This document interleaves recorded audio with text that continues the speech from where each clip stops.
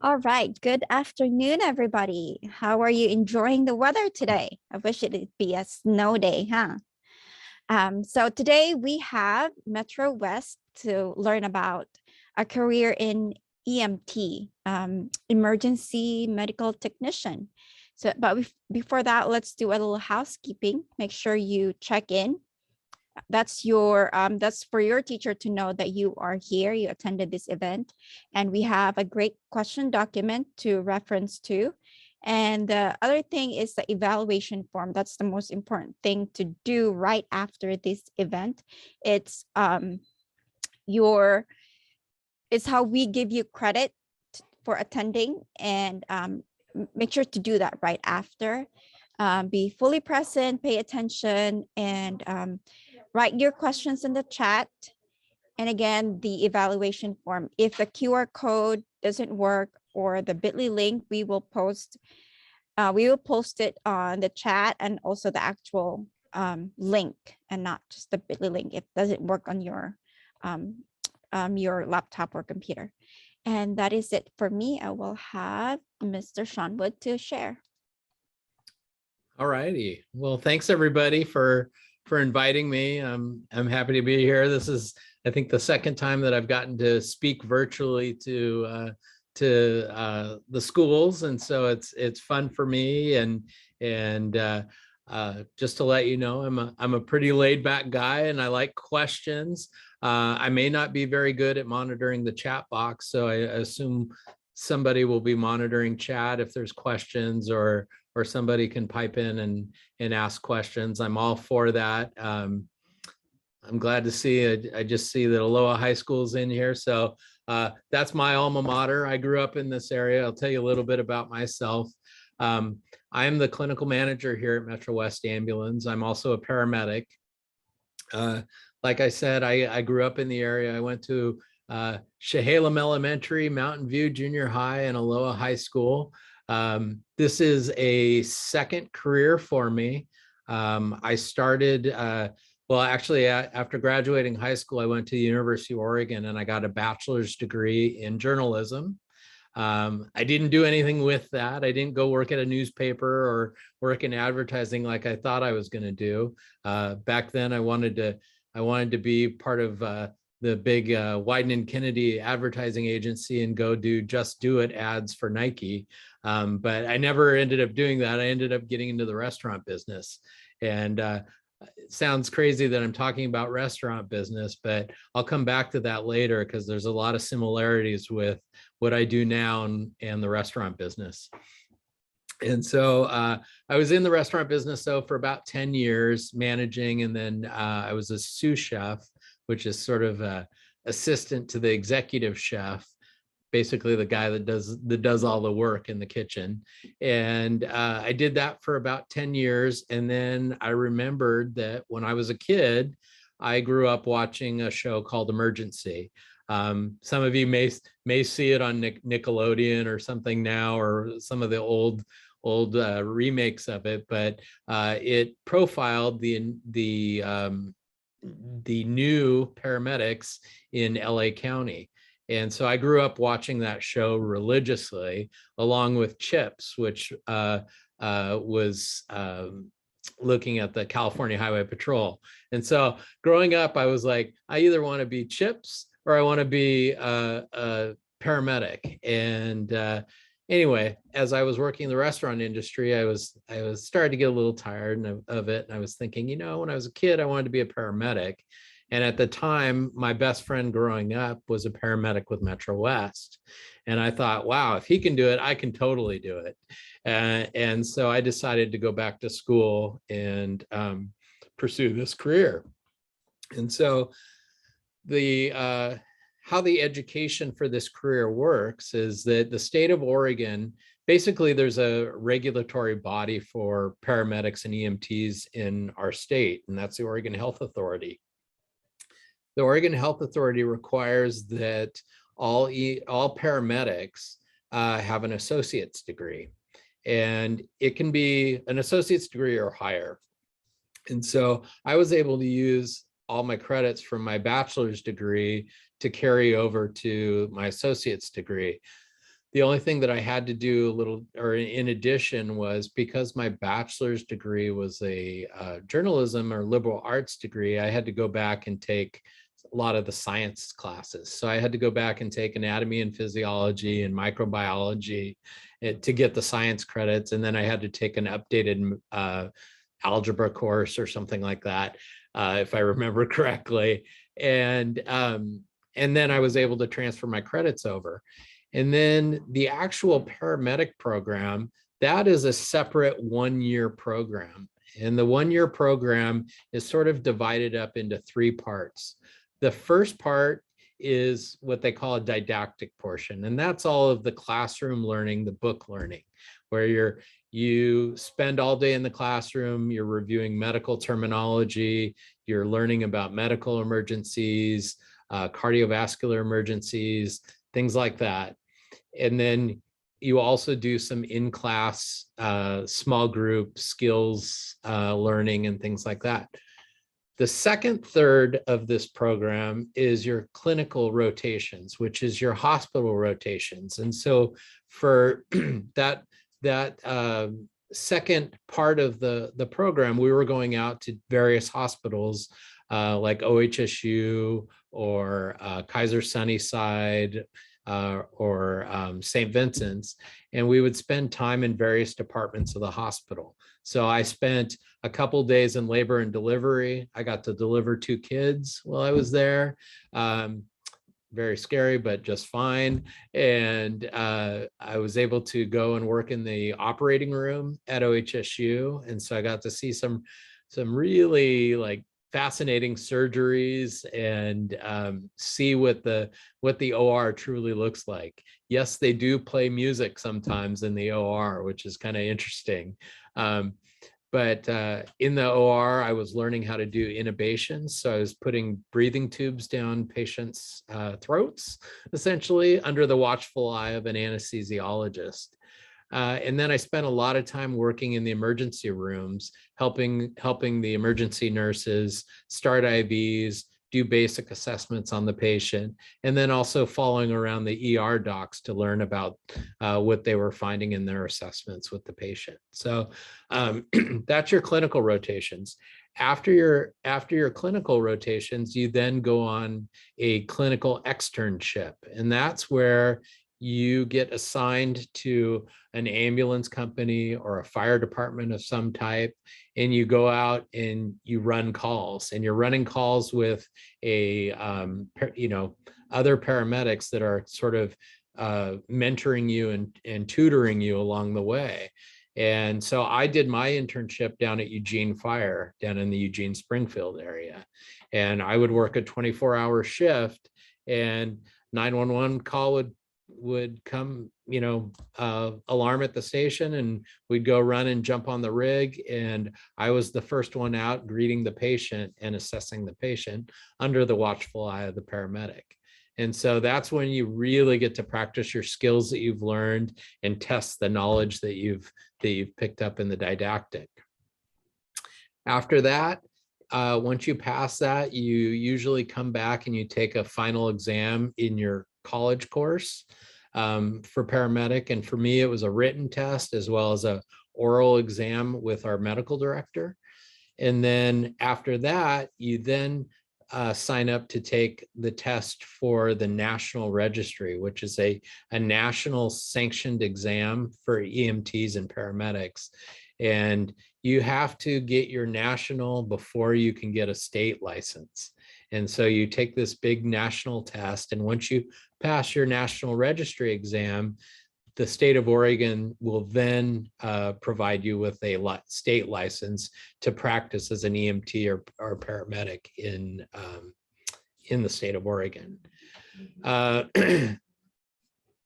Okay, so I see a couple questions here that are popping up, and I'll try to address them as we go along here. Hi, what are some duties or responsibilities you do on the job, and how long did you go to school? Okay, so my total schooling for me personally was my 4 years as a bachelor. Actually, it was 5 years as a bachelor's, getting my bachelor's degree. But to be a paramedic, you really only need 2 years. So I've had 6 years of higher education, essentially. Right now in my current position as clinical manager, like I said, I'm also a paramedic. So I can go out and work on the ambulance as a paramedic. Our ambulances are staffed currently with a paramedic and an EMT. And so I am the higher level provider on the ambulance. And so when somebody calls 911, our 911 center will automatically dispatch a fire response. So you'll get a fire truck, and then you'll get an ambulance. And Metro West Ambulance is the contracted provider of transport for Washington County. So you're always going to be getting a Metro West ambulance. Depending on who's on scene first, that person takes charge of the scene. And, really it's kind of 50-50. Sometimes the fire department beats us. Sometimes we're the first on scene. And if I'm first on scene, then I lead the show. When the fire department arrives, I start delegating tasks to the firefighters. Some of the firefighters are paramedics, some of them are EMTs. And so depending on what needs to get done as far as patient care, I will assign a certain level of provider to do that.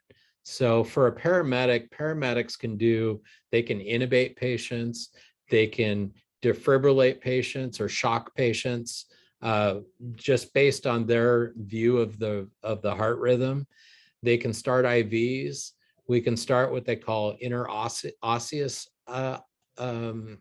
IVs, and essentially we carry a drill that we drill right into somebody's bone in their leg or in their upper arm, and we drill into their bone and we actually hook up our IV fluid into there, because as you'll learn in anatomy and physiology, our bones are actually very porous and very vascular. And so it's a nice, quick, easy way to get vascular access to a patient and be able to provide medication or fluids.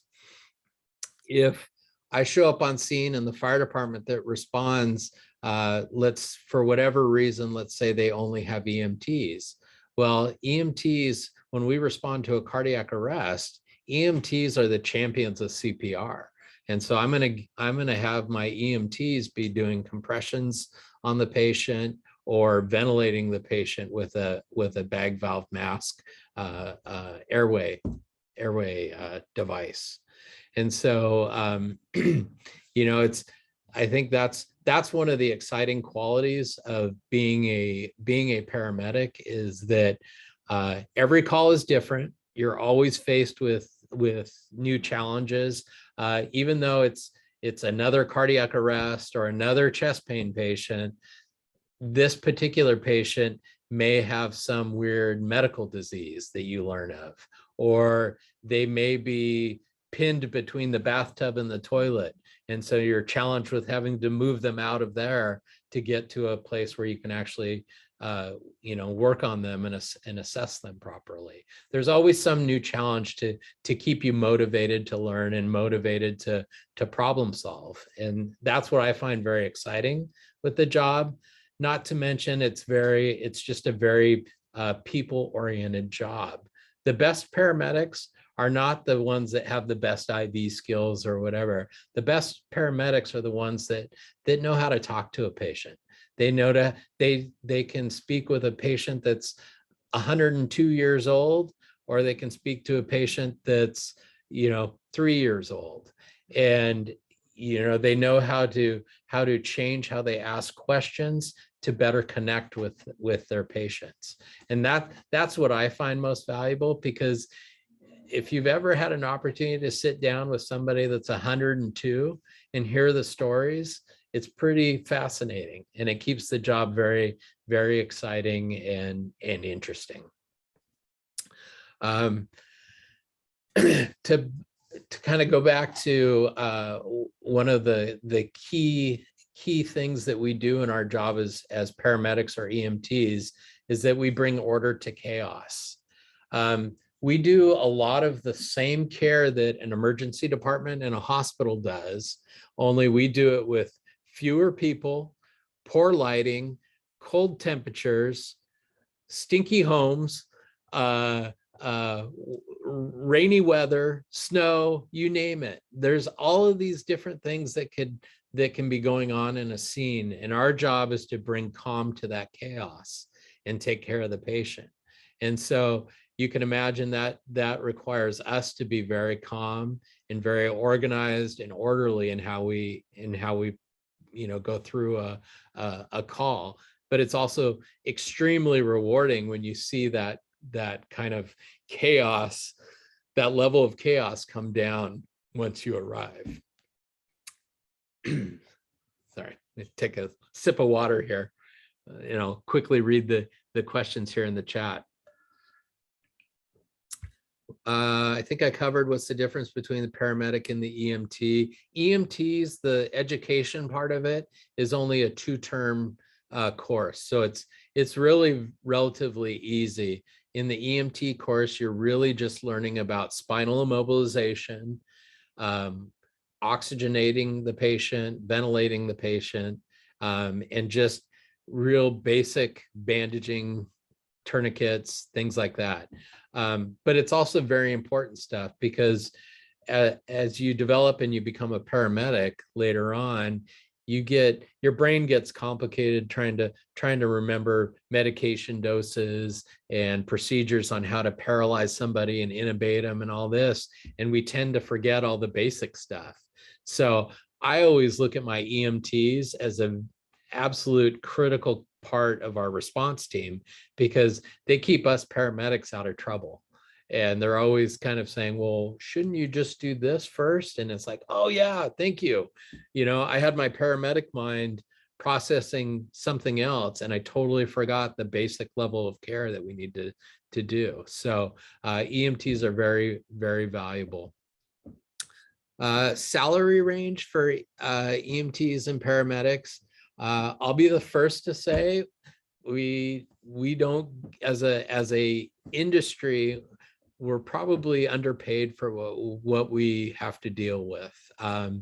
As far as there's a lot of risk in our job. There's definite risk driving code 3 with lights and sirens through traffic. There's risk walking into scenes with potential dangers, guns on scene, things like that. And then we have to do a lot. We have to, somehow they've decided that because I'm a paramedic, I can give people medication that if I give them in the wrong dose, it can kill them. But if I follow all the procedures, it can paralyze them enough that I can put a tube down their throat and breathe for them. I mean, that's pretty complicated stuff. And surprisingly, the salary range doesn't necessarily reflect that. None of us do it for the money, I'll tell you that much.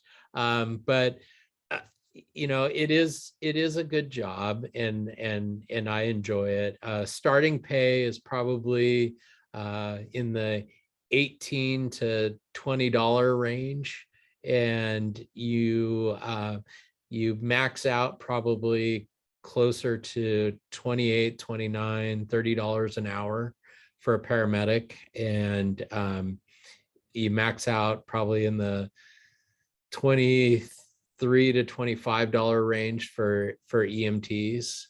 And then, of course, there's other opportunities that you can get into, like I did. I advanced into becoming a manager and a clinical manager. And then, obviously my salary reflects that and goes up quite a bit. And so there's definitely those options. Lacey asked me, would you choose this career again if you could make the decision again? Yes, I would, because I love it. For all the reasons that I've been talking about. I like bringing order to chaos. I like people. Had I started earlier in my career, like, right out of college, I probably would have considered maybe even going further into medicine and becoming a physician, or a common pathway for younger folks in EMS is that they use EMS as a stepping stone to going into nursing or going into becoming a physician's assistant. I know a lot of the PA programs really look at, your experience in EMS, and really give a lot of credit to that. And so I might have considered, going a little deeper into the medical field, but I definitely would have stayed in the emergency world. I've been a paramedic for 18 years, and I did take a brief hiatus, and I went part-time for a little bit. And this is another opportunity that this kind of career can afford you, is that I applied for a job as medical examiner for Washington County. And it required 5 years of experience as an EMT, or other experience as a law enforcement or previous medical examiner experience. And I got the job, and I actually did that for about 5 months. And I realized I much prefer when my patients talk back to me. And in that scenario, they were not talking back to me. But it was extremely interesting career path if that's something you're interested in. A lot of investigative work. I was kind of like the CSI guys going in, videotaping scenes and taking photographs and looking into medical records and investigating the nature of the death. And so hugely fascinating 5 months of my work life. But I was also very happy to come back into paramedicine. When I did come back, I did focus more on being a field trainer. And so I took a lot of new paramedics into our company and worked with them as my partner and taught them sort of the ins and outs of the job.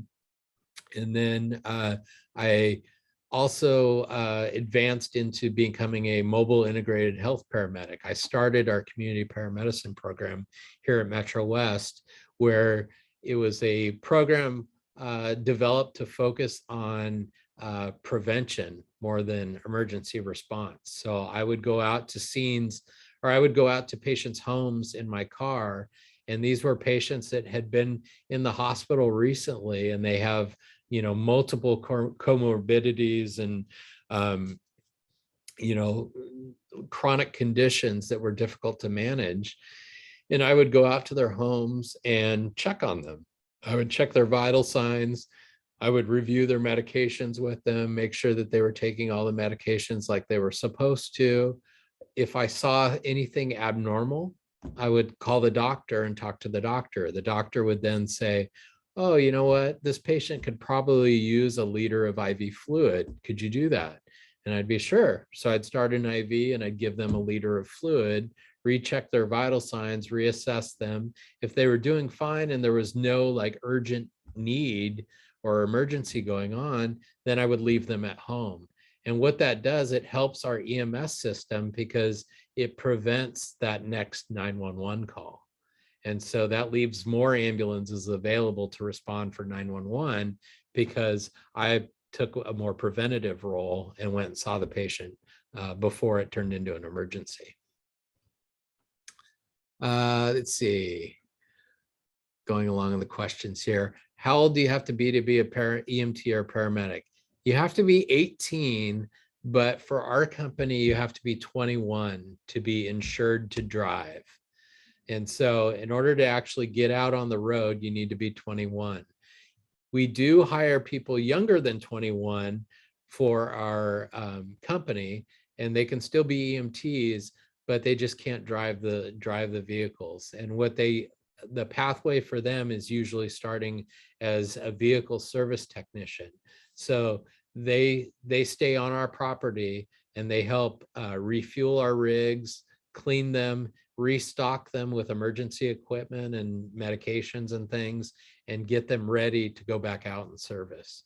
So it's a nice way for a young high schooler to start getting involved in EMS. And actually, it's a great way to get very familiar with medications and the emergency medical equipment that we carry on the ambulance, because you're the one that's supplying it and monitoring the inventory.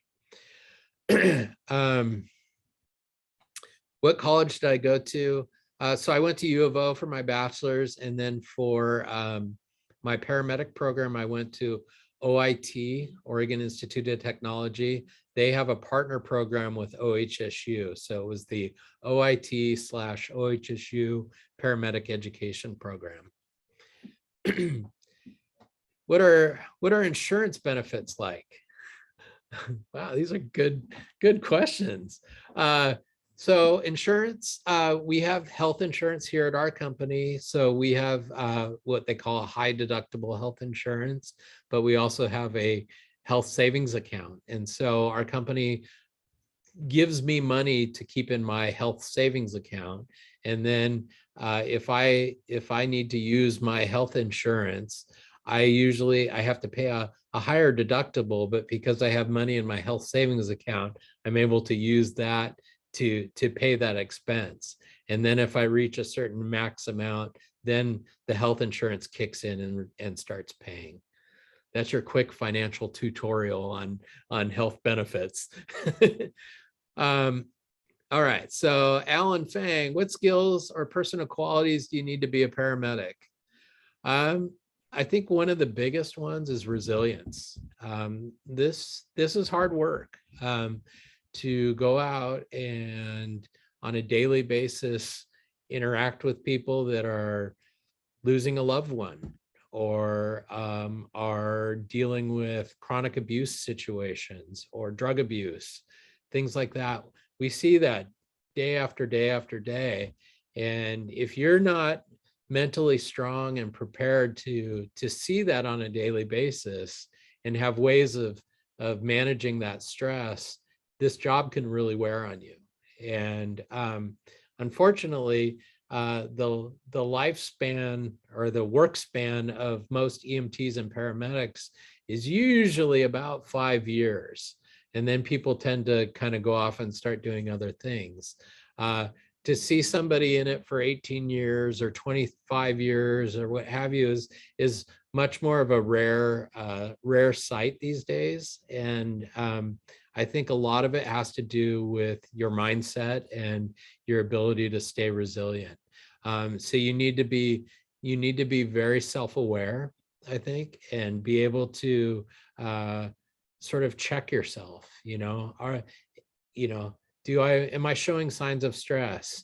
Am I coming home and am I, being kind of quiet? Am I not going out with friends? All of these little clues that can be stressors. Am I putting on weight? All these little things you need to be able to pay attention to. Those are all signs of stress, and you need to be able to manage that. And so you need to have activities outside of EMS. I think that's the hard part for new paramedics is you've worked so hard to get here and you're so jazzed to be a paramedic. You live, breathe, and paramedicine at all times, even in your off times. And if you continue to do that, you're going to burn yourself out. You need to force yourself to have your own personal life, keep EMS out of it. And also remember that what is familiar to you now as a EMT or a paramedic is not familiar to your spouse or your girlfriend or boyfriend or whatever. And so when you come home and you talk about, all the blood and guts you saw, or the disturbing things that you see, remember other people they don't see that on a regular basis. So that can be very shocking to them. And so it's always good to have an outlet where you can, I had one of my best friends was a paramedic. And so I could always talk shop with him and kind of debrief all the paramedic stuff. And then I saved my personal life. I saved all that for just non-EMS stuff. And, you have to learn to eat well. It's all these little wellness things that you learn in health and science about, good diet, drinking lots of water, avoiding alcohol, don't do drugs, of course. All these things, they really, really play an important part in managing your overall wellness in the job.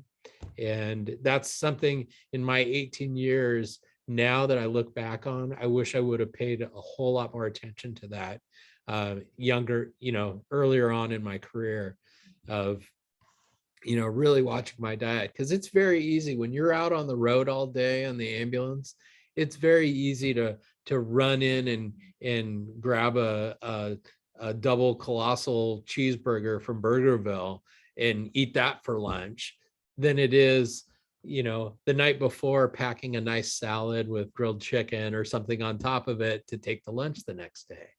And so you know take that time, really pay attention to your personal wellness. Let's see, other personal qualities besides just resilience is just personality. You have to have some personality. We're in the people business, and I commented about the similarities between the restaurant business and EMS. It is incredibly similar, because the restaurant business, it's all about people. You're taking orders, you're it's a service business, just like EMS. It's front facing, attention to detail. You want every plate in a restaurant, you want every plate going out looking the same. Just like every time I administer this particular medication, I want it to be the same dose. So it's attention to detail. It's cleanliness. I just got done telling our new paramedics that I was training that you should treat the back of your ambulance just like a McDonald's, clean as you go. Something falls on the floor, pick it up and put it away. If you have a wrapper from a piece of medical equipment that you just opened up, throw that wrapper away right now. Because if you just throw garbage around and you have a really messy work environment in the back of the ambulance, you're setting yourself up to make a mistake that could be a critical mistake when you're treating a patient. So always clean as you go. So there's all these similarities with the restaurant business. I always say the best paramedics have done time in kitchens. So what would you say a typical day or work looks like on the job? So working at our ambulance company, it's a very autonomous kind of position or work that you do, because you come in, you clock in here at our headquarters, you get your keys, you check out the ambulance, and then you're out on the road all day. And so you're out with your partner. So hopefully you get along with your partner. That makes the 12.5-hour shifts go much smoother. We have both 12.5-hour and 10-hour shifts. And then you're just running calls nonstop. It's 911 call, take them to the hospital, clear the hospital, and then you're assigned a post. A post is generally a parking lot somewhere. So we have a post, we call it post 6, and it's the Kohl's parking lot at Highway 217 and Canyon Road. And so very often you'll see one of our ambulances parked out there, and they're just sitting there waiting for the next 911 call. And we have posts throughout the county where we sit and wait for the call. While we're sitting around in the ambulance, we'll take an inventory of all our equipment in the back of the ambulance. We can, read books, listen to podcasts. Some people bring laptops and they'll put on Netflix and watch movies if there's time. And then you're always listening for a call though, and you have to be able to close it up and respond to that call quickly, because we are held to certain compliance as far as response times. We have to get in the urban core of our county, we have to get to a call within 8 minutes and 30 seconds.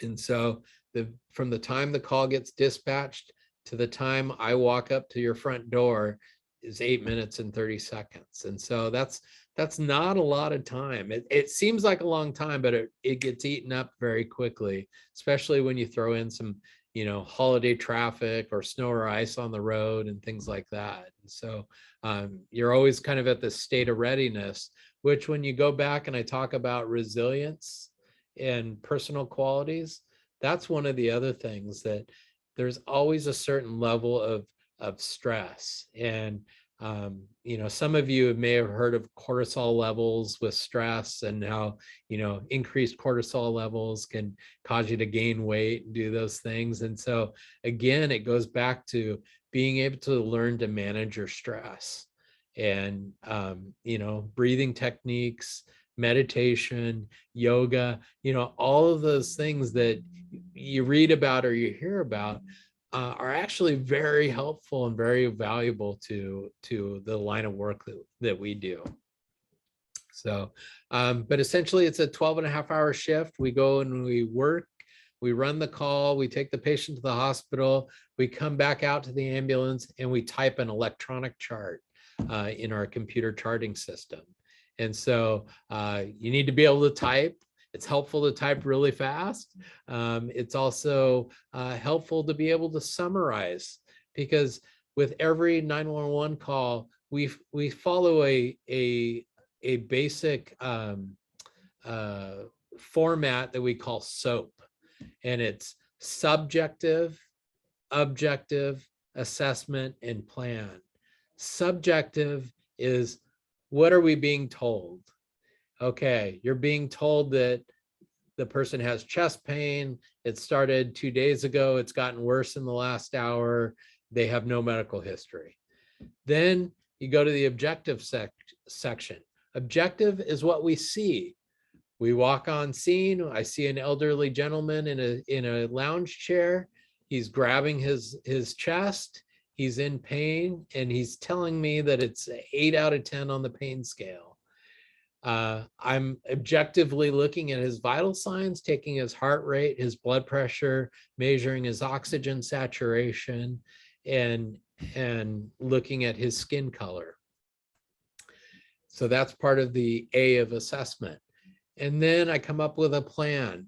My plan is that I'm going to give him 324 milligrams of baby aspirin. I'm going to do an EKG on him to see if he's having a heart attack. I'm going to start an IV on him. I'm going to give him nitroglycerin to help dilate his coronary arteries to ensure that he's got good oxygenated blood going to his heart.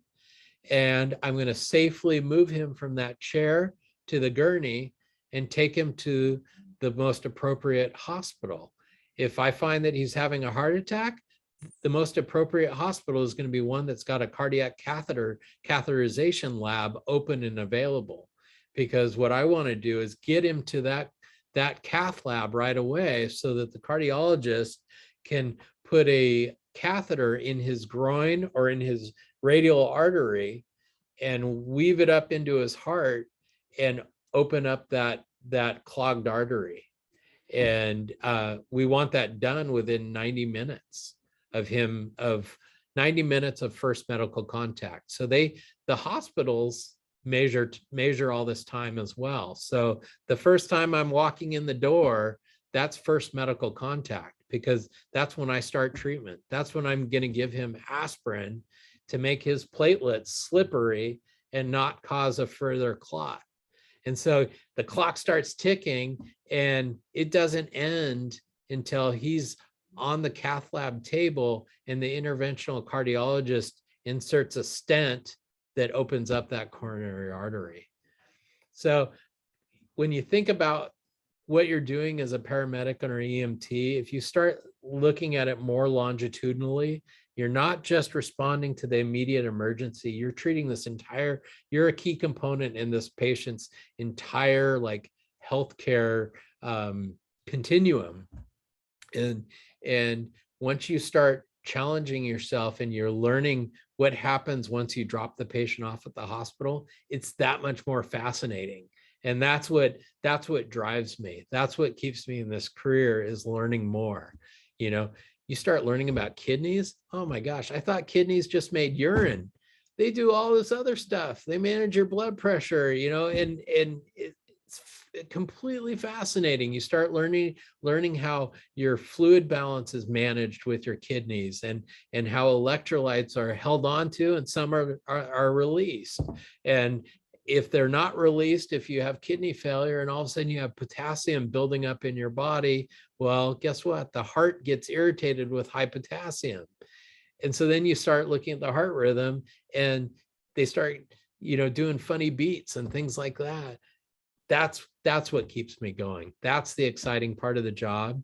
Being, if I have any recommendation to any of you that are interested in this, take anatomy and physiology and do everything you can to ace those courses, because that's what I did. Because remember, I already had all of my other college credits, so I put all my focus on learning the science credits. And so I did 3 terms of anatomy and physiology and lab, and I worked my what off there to get straight A's in that. Because once I became a paramedic and once I got into paramedic school and went on, it made that part of paramedicine so much easier. I understood all the pathophysiology of disease processes that much better because I had a good foundation of anatomy and physiology. So highly recommend it. Okay, let me take a sip of water again here. I'm on a roll. What do you wish you knew but didn't when you first contemplated this career? I think I've already kind of touched on that. I think one of the other things is just knowing the opportunity that this career field opens up for you, and to look beyond 911. I told you how I was able to get the job as medical examiner. I got the job as clinical manager with our company. Now, much of my focus is on people development and developing our employees. And I find that extremely valuable. I would have never thought that I'd be a big leader in the company, but now I am. And, people look up to me and they're looking to me for advice on how to do their jobs. And I find that very rewarding. Our company, sent me to ambulance service management school. So I got to learn all the ins and outs of running an ambulance business. I never would have thought I would have done that. I thought I was just going to be driving lights and sirens and taking care of patients. And so it's this whole other opportunity that's been afforded to me. Do you have to memorize different medications? In the old days, when we used to drive the ambulance barefoot in the snow, we did have to memorize all that stuff. But then some really smart people realized that puts a big cognitive weight on our brains, or I was going to say on our shoulders, but on our brains. That's an opportunity for errors to happen.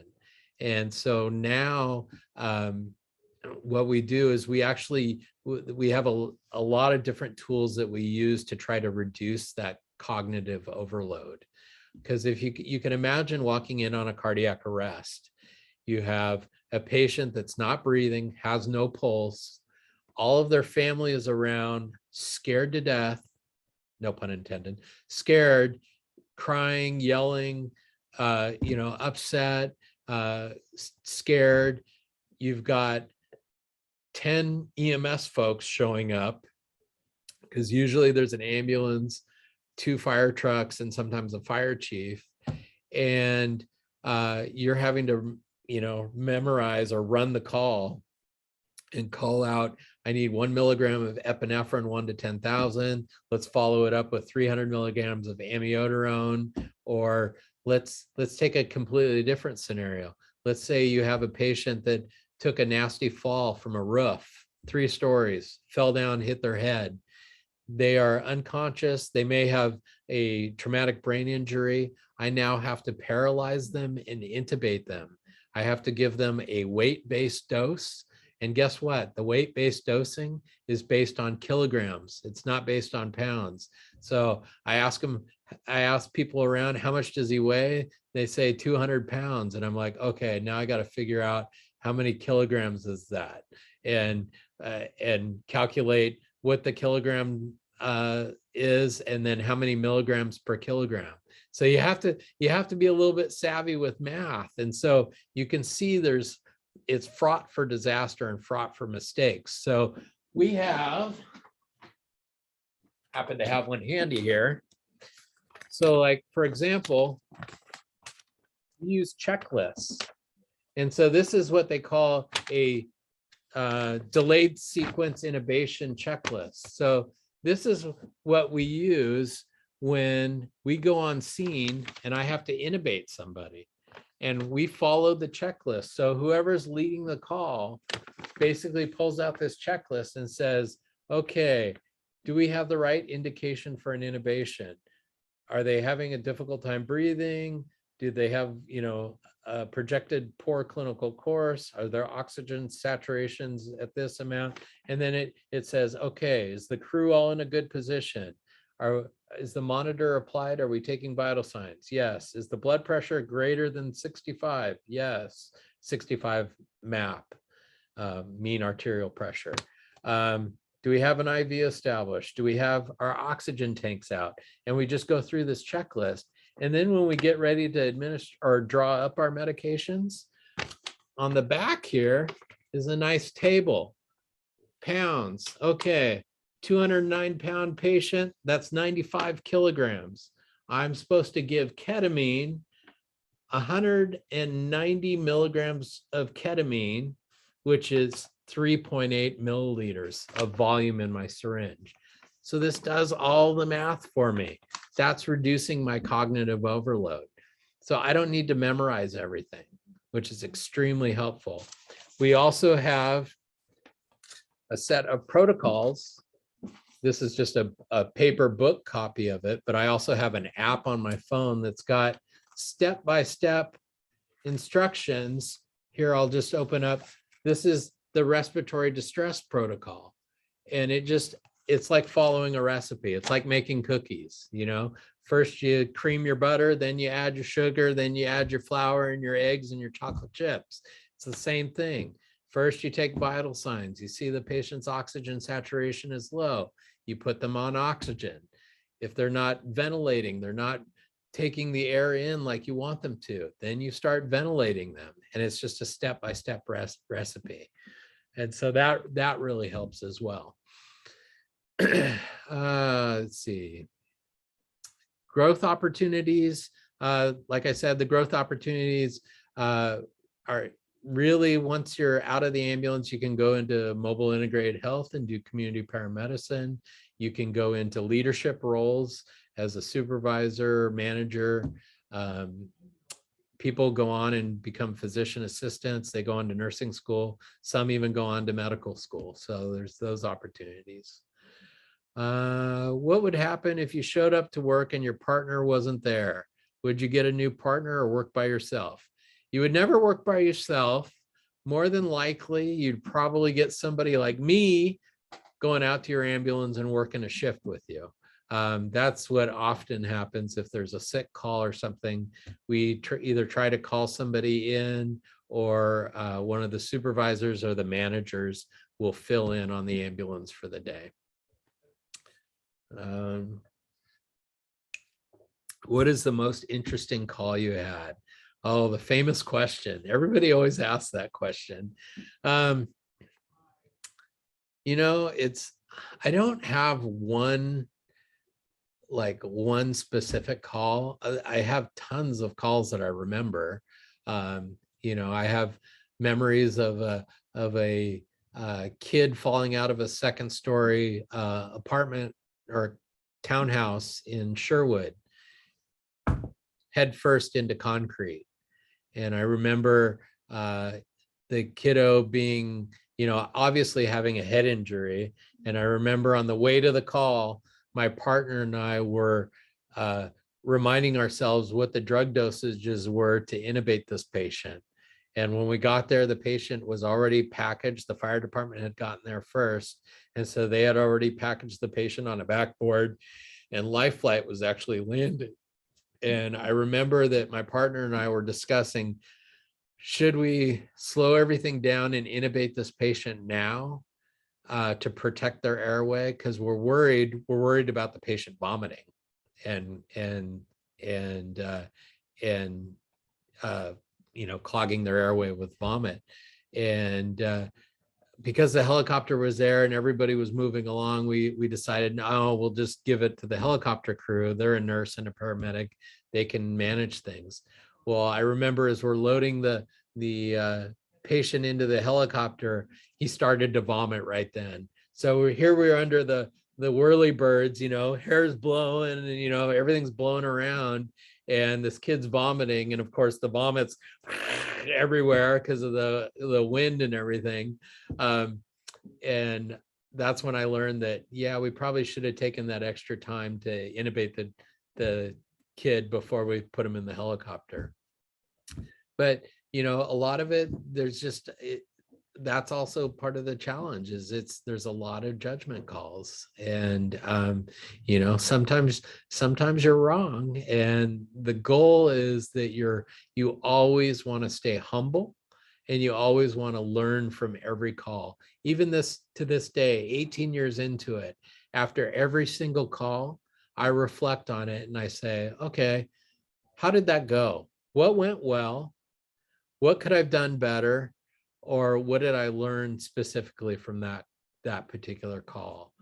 And I do that every call to this day. And I usually do it aloud with my partner, because my partner is usually a junior medic or EMT, and I want them to learn. I want them to learn from this experience. And so as long as you have that mindset that you're always learning and you're never going to know everything, the minute you think you get all cocky and you think you know everything, you are going to get some random call handed to you, and it's going to turn you upside down and rock your world.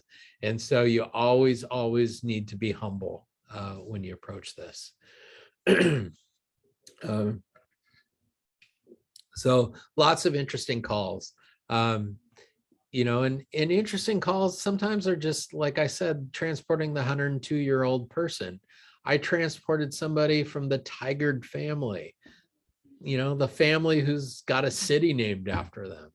And, he was telling me all how the city developed based on the railroad and from Wilsonville. And he's, going off on the history of Tigard. And it was absolutely fascinating. And then you have to have a sense of humor too. And I happened to be we were driving by the Tigard Burgerville, and it said Tigard Burgerville. And I'm like, oh, look, it's your Burgerville. But anyway, that's a little side humor. It's always good to laugh. Let's see, what else? How much sick time do you get as a worker? Well, that's state law. You get 40 hours of protected PTO that you can use for sick time. And then we've got other long-term leave kind of things if there's other circumstances. Be gentle with this question, but what is the scariest thing you have ever seen on duty? Scariest thing. The scariest experience that I've had on duty was we responded at night to a young child that was new to the area from Africa, somewhere in Africa, and nobody in his family spoke English, which is very common in our community. Obviously, we have lots of people of color in our community, which makes it very diverse, very exciting place to work in. But sometimes it can be challenging in an emergency situation when you're trying to gather history. We do have access to language lines. I saw somebody had asked about being bilingual. I'm actually Hispanic, so I've got a little bit of Spanish under my belt that I use on scene on occasion. But sometimes, like in this situation, nobody spoke their language, and they were new immigrants to the country, and this young child had very, very severe nausea and vomiting. And I remember walking the patient, or we carried the patient out and put them in the back of the ambulance, and the grandfather was going to ride with us. The grandfather, I helped into the passenger seat of the ambulance, and my partner was treating the kid in the back of the ambulance. And I decided decided that I was going to go help my partner in back start an IV, because it can be a little bit challenging on dark skin and if you're new to IVs. And so I wanted to go back and help out. So I went back and I helped get the IV, and we started giving fluids and medication to this kiddo.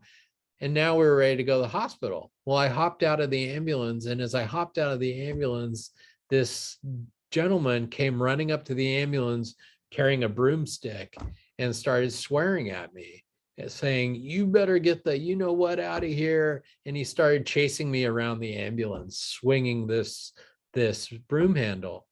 And I remember looking, because here the grandfather of the patient is sitting in the passenger seat of the ambulance, just looking around going, "Oh my gosh, is this America?" Because here's this person chasing me around with a broomstick.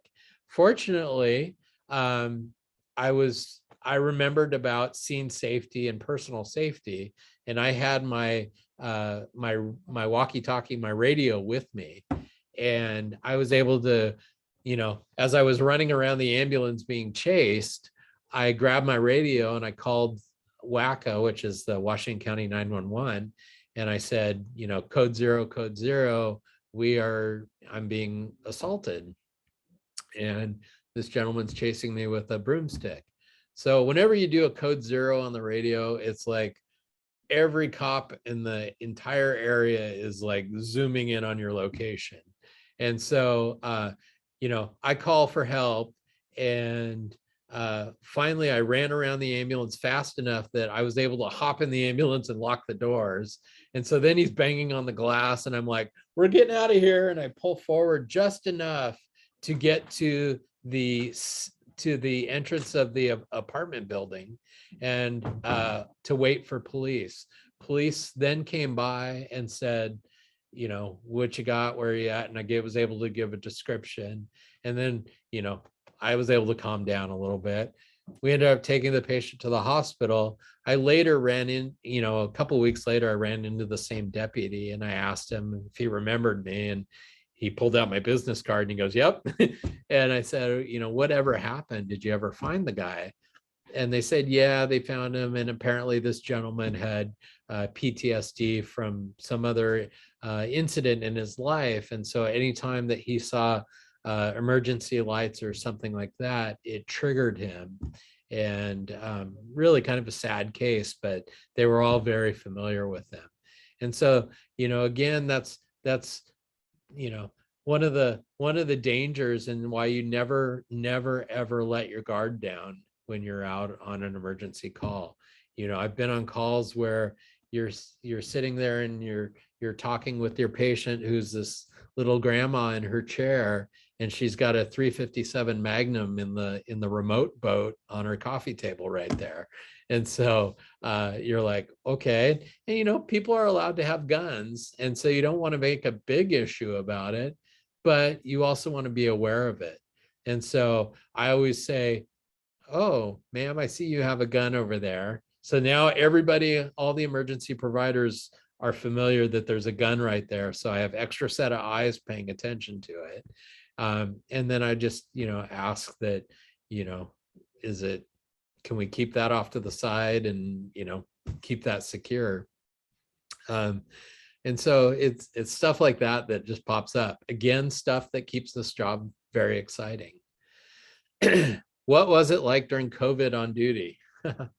Guess what? We're still here, unfortunately. Boy, what was it like? It was pretty scary. I felt like we were going to war. It felt like a little bit of like wartime kind of stuff, because we didn't know what we were dealing with. I was actually one of the first people to ever transport a COVID patient. You guys all heard about patient X, the first Oregon patient that had COVID. And, I was a part of their family's transportation. And it was scary. I didn't necessarily know what I was getting into. So I made sure that I took every precaution I could possibly do. I had an N95, I had a mask on top of that. I had safety glasses. I had, a big gown on. I had double gloves on. I took all precautions that I could. And then it seemed like all of the guidelines for how we manage COVID patients and cleanliness and stuff, they were all very vague. They kept changing. They, for a while there, they said, oh, it's anything you touch with COVID, you could get it. And then they said, well, it's actually more airborne. And so it was very, very unsettling and very concerning. Fortunately, we learned that a lot of our normal PPE that we use was protective. And so we had very few of our workforce come down with COVID. Most of the people that did ended up getting it outside of work because a family member or a friend had COVID and they got it from there. But it was very, very touch and go there for a while. Immediately when the pandemic first broke, nobody went to the hospital. Everybody was like scared to do anything. It was like complete shutdown. So our volume actually went down, and we actually had to lay a bunch of people off because there just wasn't enough business. And then come June and July, things started opening up and people started to go to the doctor again. They started to go to the hospital again. And then everything just ramped up and has been busy ever since. And we've had to change our protocols a little bit. In the past, when somebody had an asthma attack or something like that, we would give a continuous nebulizer treatment, where the steam comes out or the water vapor comes out, the medication vapor, and they're breathing on it. Now with COVID, we didn't want that exhaled air to be circulating out in our ambulance or out on scene in the home when we were giving them a breathing treatment. So we've now switched to a metered dose inhaler where they just take a quick puff of medication. And so we've had to adapt our protocols a little bit like that. And then now when we go on a cardiac arrest, we gown up completely. We never used to gown up for cardiac arrests in the past. So there's been a lot of changes that I think in the long run are probably going to be permanent changes. I took mine off, but face masks and surgical masks in EMS, permanent thing. Those will not go away. I can almost guarantee they will not go away for emergency providers. And so it was pretty significant changes with COVID. Are we doing okay on time? I feel like I'm kind of rambling, but I hope I'm covering all the needed info. I think yes, you did. If you guys have any more questions, just put it on the chat and we'll keep going if you have more information. Yeah. And, I have a little guide of questions that you guys all sent me. And as I read through these, some of these characteristics, adaptability, analysis, solution mindset, collaboration, team player, communication, digital fluency, empathy, entrepreneurial mindset, go-getter, resilience, self-awareness, and social diversity awareness. That basically sums up being a paramedic. I could have just read those characteristics and those job requirements right there, and that's what you need to succeed as a paramedic or an EMT, because you do all of that. I think one of the big things is critical thinking. You have to go into a scene, assess somebody, hear what their complaints are, and then try to decide what's going on. Is this a heart problem? Is it a lung problem? Do they have pneumonia? Do they have congestive heart failure? Do they have COVID? Why is their oxygen saturation 60%? And why are they blue as a Smurf? What do I need to do? And so you start doing all of this critical thinking to try to narrow down what you think is going on, and you start treating that. And then as you're treating it, you need to go back and reassess and see, how is my treatment working? And so you can go back and assess, do I need to go down a different pathway to get a better response? empathy. Empathy is critical in this job. You have to put yourself in somebody else's shoes. You have to understand where people are coming from. Understand that people may not be as educated as you. They may know nothing about the body, about, you know, the heart and how lungs and heart work and how the blood works and all that. You need to put yourself in their shoes and be able to communicate effectively from that perspective for them to understand and be able to provide the information that you need to do your job and to treat them. Social diversity and awareness, you know, I talked about just diversity in general. We're lucky that we live in Washington County, extremely diverse county, and it brings so much vibrance to our community, and we need to be open to that, because as a paramedic in Washington County, we're serving all of those people, and so we need to work to understand where they're coming from and be able to you know, do our best to communicate and you know, bring them into the process of healthcare and treatment. Entrepreneurial mindset, go getter. Like I said, this job is very autonomous, and you have to lead. You have to know when to choose. And coming into, I always tell, like I told my new employees in our orientation today, Metro West is great. It's a small company. The owner of the company, he just walked in while I was presenting here to give me some mail. His office is right next door here. That's really cool. Talk about an entrepreneurial spirit. He's at work every day. And so this is a big company, but it's a small company too. And that creates a certain amount of agility in our organization. So when things happen, like a pandemic, we're able to flip the switch and try something new and respond quickly to a change in the business environment or the healthcare environment and things like that. And that's an entrepreneurial mindset. So let's see if you need the, okay. So the video, I'm posted on YouTube now. Woohoo. Any other questions?